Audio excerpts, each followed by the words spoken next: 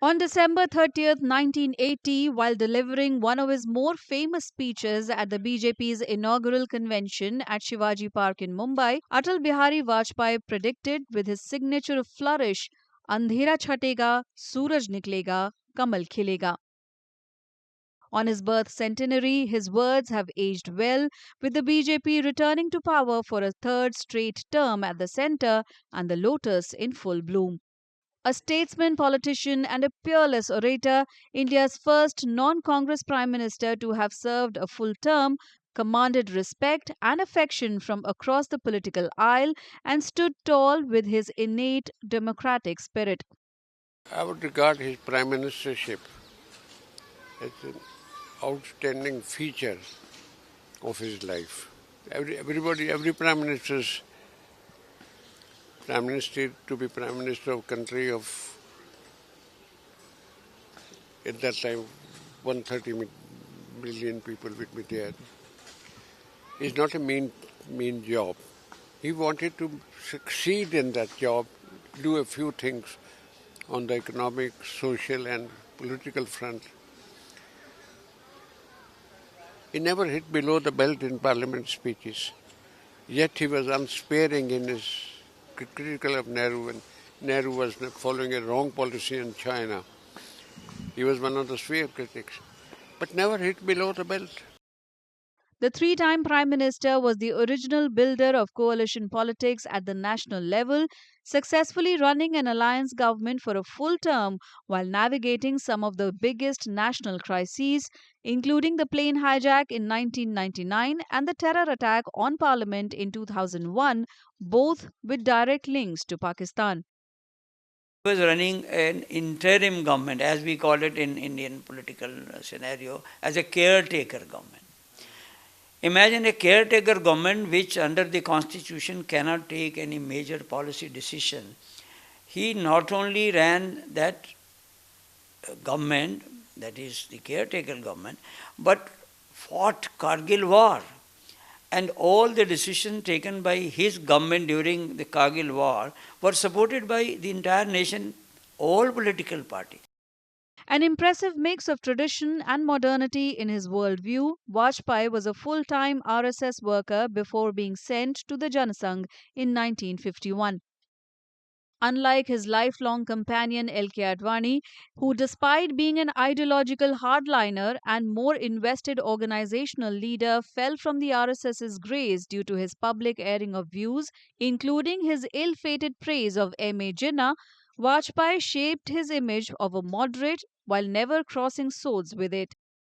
The only time he openly denounced a polarizing Hindutva cause was when the Babri Mosque was demolished in 1992, but his stand was considered an act of political pragmatism necessary for the BJP to realize its political ambitions after fetching merely 2 seats in the 1984 polls.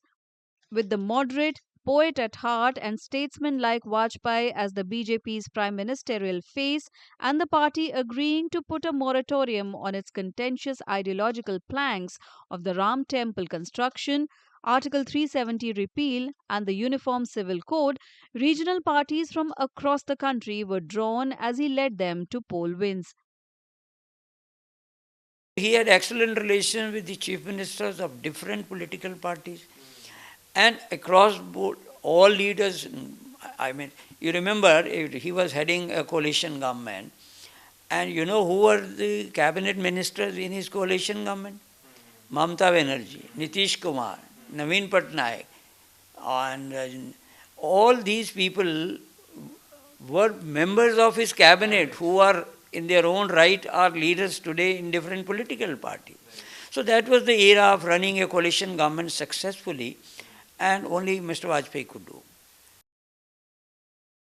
During his second term as Prime Minister, Vajpayee ordered nuclear tests in May 1998 in a strategic move while at the same time announcing a moratorium on future testing. He followed this up with peace overtures to Pakistan. His passionate moves to improve ties with Pakistan resulted in his spectacular journey to Lahore in a bus in February 1999 and then hosting the Agra summit with Pakistan's President Pervez Musharraf in 2001. but they met with little success. As the army chief before he deposed Prime Minister Nawaz Sharif, Musharraf was behind his country's misadventure in Kargil, which followed months after Vajpayee's bus journey. So he said, I want to improve relations with all the neighbors, particularly with Pakistan. Now, that was the beginning of the thinking of a bus trip to Lahore, which he did, of course. I was also part of that delegation. And I still remember when the bus was passing through the narrow lanes of Lahore, reaching the governor house, and people from their windows and standing on the rooftop, they were waving him, greeting him.